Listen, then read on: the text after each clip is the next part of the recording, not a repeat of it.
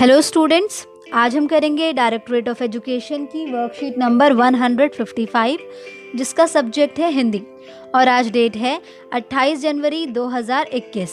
ये worksheet class 3 के बच्चों के लिए है। तो चलिए स्टार्ट करते हैं हम आज की वर्कशीट। बच्चों, आपको यहाँ पर अपना नाम लिखना है।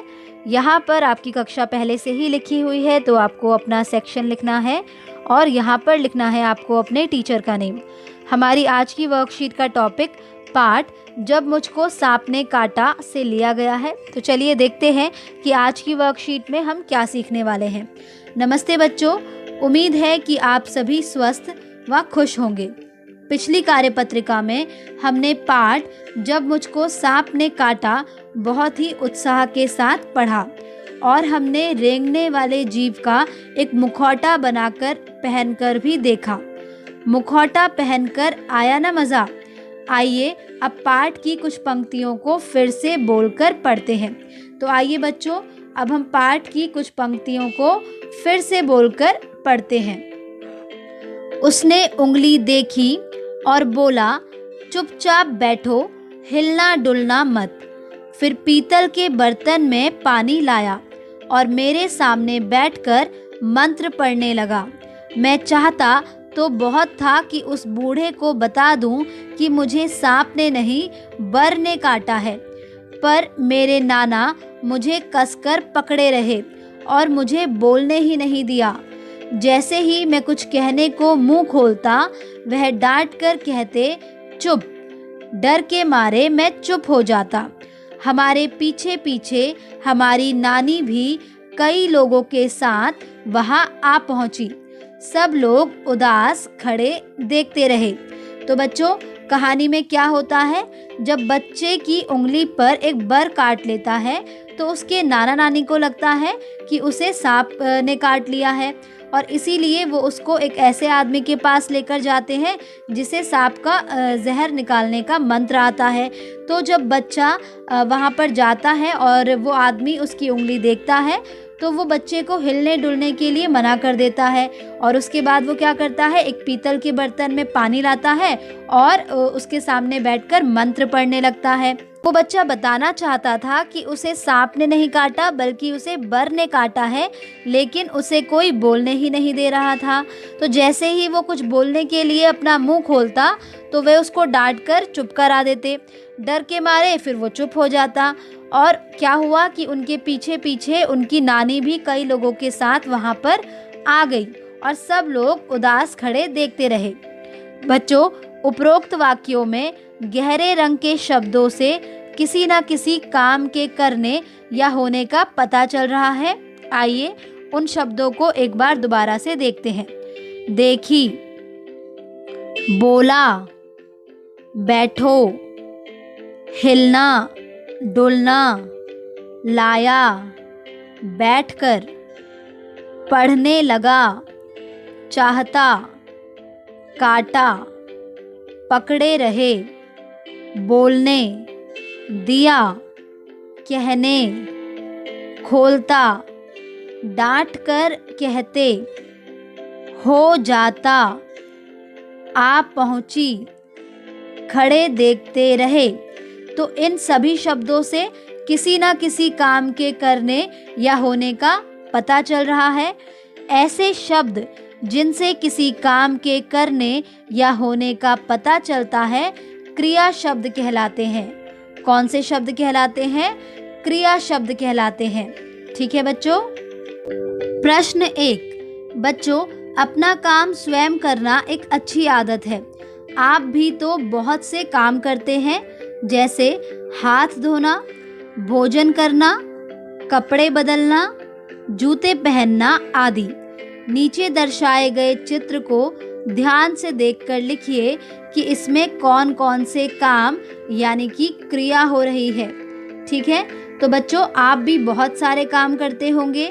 तो अब आपको नीचे एक चित्र दिया हुआ है। इस चित्र को देखकर आपको बताना है कि यहाँ पर कौन कौन से काम हो रहे हैं। जैसे कि हमने यहाँ पर लिखा है पक्षी उड़ रहे हैं। तो आप देख सकते हैं बच्चों कि यहाँ पर कुछ पक्षी उड़ रहे हैं। तो यहाँ पर कौन सा काम हो रहा है? उड़ने का काम हो रहा है। ऐसे ही इस चित्र में एक लड़की झूला झूल रही है, तो आप यहाँ लिखेंगे एक लड़की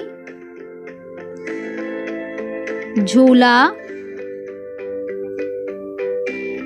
झूल रही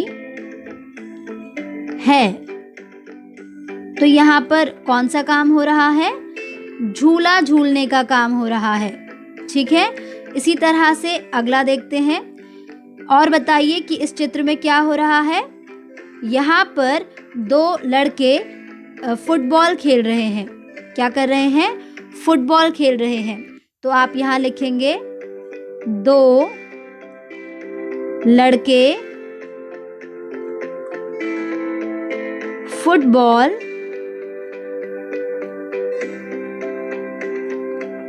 खेल रहे हैं। खेल रहे हैं। तो बच्चों यहाँ पर कौन सा काम हो रहा है? खेलने का काम हो रहा है। ठीक है, अब इसी तरह से आपको इस चित्र को ध्यान से देखना है और एक वाक्य को खुद से लिखना है जिसमें आपको बताना है कि कौन सा काम यहाँ पर हो रहा है। ठीक है, इन सभी काम वाले शब्दों को हम क्या कहते हैं? क्रिया कहते हैं। तो इसे भी आपको ध्यान में रखना है। प्रश्न 2। बच्चों, हमने देखा कि पाठ में बहुत से काम हो रहे हैं, जैसे झाड़ना, काटना, छिपना आदि।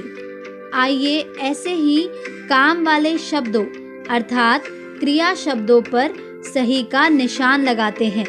ठीक है, तो आइए पहला शब्द देखते हैं। पहला शब्द है नाचना।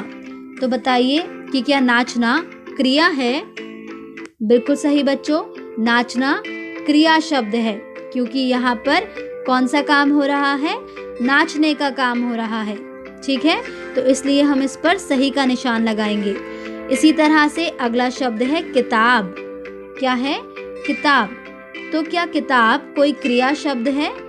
नहीं बच्चों, ये तो एक वस्तु है, तो इसलिए ये क्रिया शब्द नहीं है। तो इसलिए हम यहाँ पर सही का निशान नहीं लगाएंगे। अगला शब्द है उड़ना।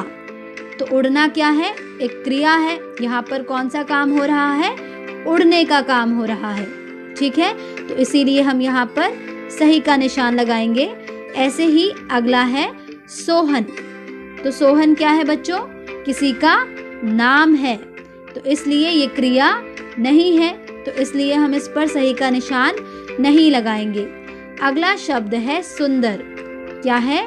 सुंदर। तो सुंदर क्या है? किसी की विशेषता है, तो ये भी क्रिया शब्द नहीं है। ठीक है, तो यहाँ पर दो ही क्रिया शब्द हैं, नाचना और उड़ना। प्रश्न 3। नीचे लिखे शब्दों को बोलकर पढ़िए और सही वर्तनी वाले शब्दों पर गोला लगाइए। बच्चों, आपको नीचे कुछ शब्द दिए गए हैं। इन शब्दों को आपको बोलकर पढ़ना है और जो सही वर्तनी वाले शब्द हैं उन पर गोला लगाना है।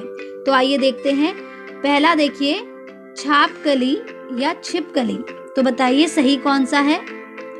बिल्कुल सही, इसमें से सही वर्तनी वाला शब्द है छिपकली, तो इसलिए हम इस पर गोला लगाएंगे। इसी तरह से अगला है मंत्र या मतर। तो कौन सा शब्द सही है? यहाँ पर मंत्र शब्द सही है, तो इसलिए हम इसे गोला लगाएंगे। ऐसी अगला है बूढ़ा या बूढ़ा। तो यहाँ पर सही शब्द है बूढ़ा। ठीक है, तो इसे हम गोला लगा देंगे। इसी तरह से अगला है सांप। सांप, तो कौन सा सही है? ये वाला सांप। ठीक है, इसी तरह से अगला है बर और बरर। तो इनमें से कौन सा सही वर्तनी वाला शब्द है, उसे आपको खुद से गोला लगाना होगा। ठीक है, प्रश्न 4 देखिए।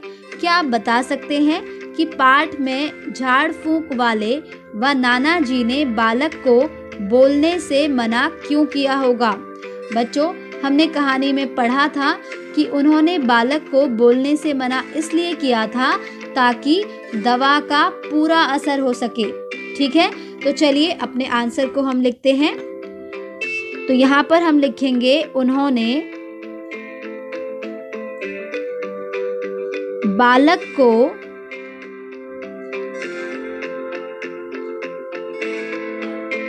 बोलने से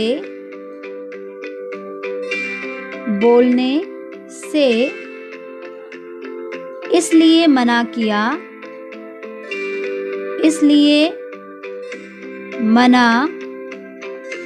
किया ताकि दवा का पूरा असर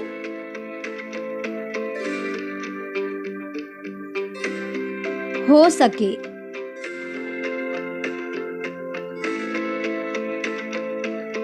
ठीक है बच्चों, तो इसी के साथ आपकी आज की वर्कशीट कंप्लीट होती है।